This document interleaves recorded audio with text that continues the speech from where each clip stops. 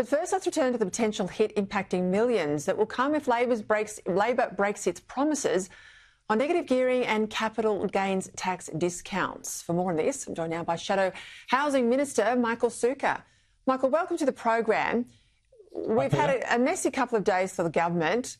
The PM and the Treasurer, though, today are at pains to say we're not looking to change the position. Not that they will, not that they won't, but they're not looking to change the position on negative gearing and the CGT discount. But given their history, why should people believe them? And getting this worked up by Treasury, that just doesn't happen by mistake, does it?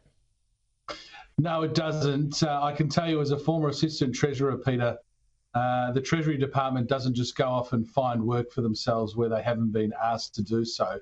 And secondly, let's be frank, we all know that if Labor thought they could get away with increasing taxes and abolishing negative gearing, increasing housing taxes, they would do it.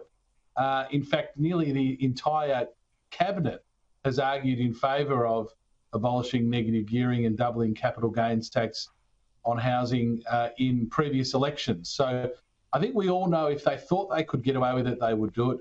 Yesterday we had the farcical scenes of the Prime Minister saying he didn't even know if the Treasurer had asked.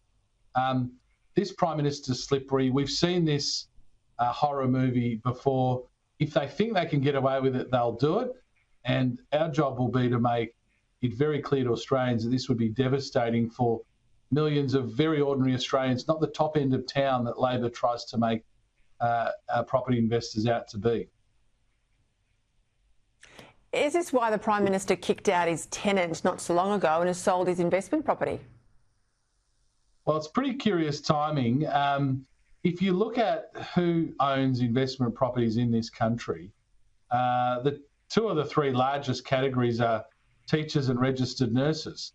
So this idea that it's being used by the so-called top end of town is utterly false. And the point I've been trying to make over the last 24 hours, Peter, to Australians, many of whom won't have realised this, if you accept that about a third of Australians rent, and I don't think anyone thinks that that's likely to change, it's been at about a third for quite some time now.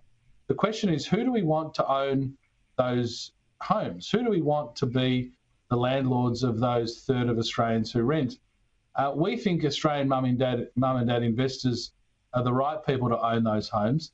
The Labor Party think that large foreign corporate funds should be the ones who own those homes.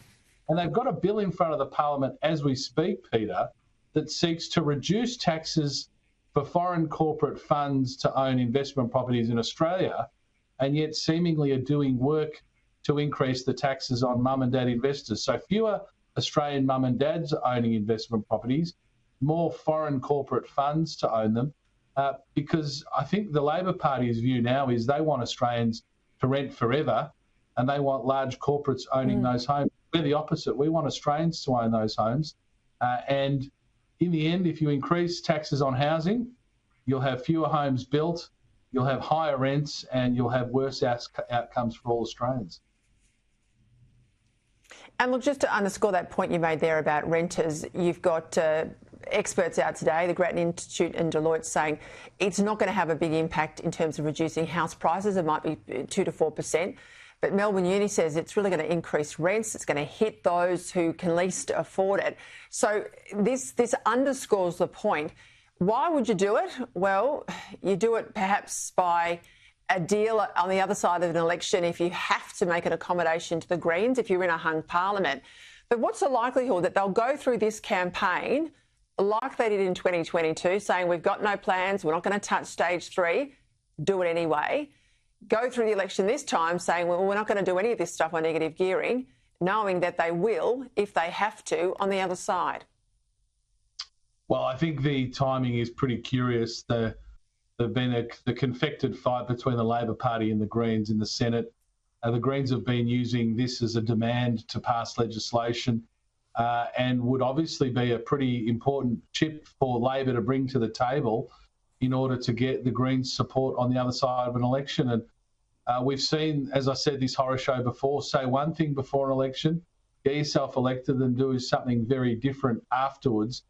But to go back to your analysis, Peter, the truth here is you would see a spike in rents. That's why Paul Keating, when he abolished negative gearing, quickly reversed course, because we saw a huge spike in rents.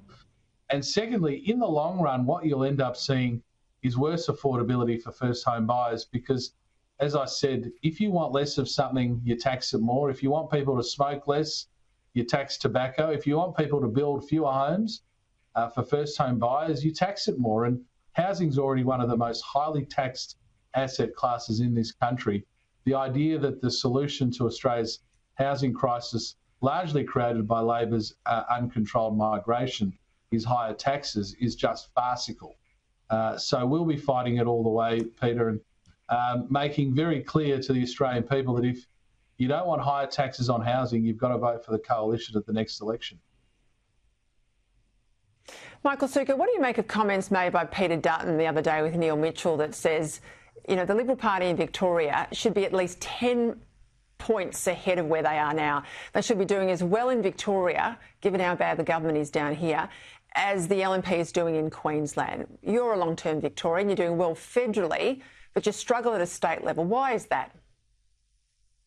Well, of course I support what Peter said. I think for any Victorian witnessing this train wreck of a Labor government we've got down here, I think it's you can only conclude one thing, and that is that Victorians are yearning to vote against this government, and they need to see a viable alternative. And I don't think you need to be a rocket scientist to highlight that, you know, this week of all weeks is not one of those times where our state team are putting their best foot forward. And, you know, if we look at what I hope, or what many of us are hoping will happen in Queensland in a matter of weeks with a change of government, that's the sort of thing that we should be seeing here in Victoria. And in the end, staying true to our values, having courage, fighting for the things that people elect Liberal governments to do, takes a bit of courage at times, but you've got to stand up to the government, stand up to people like Daniel Andrews and Jacinta Allen, show that courage, and if you do, people will get behind you. And I'm very hopeful that the state team will do that in the lead up to the next election. Michael Sukkar, thank you for your time.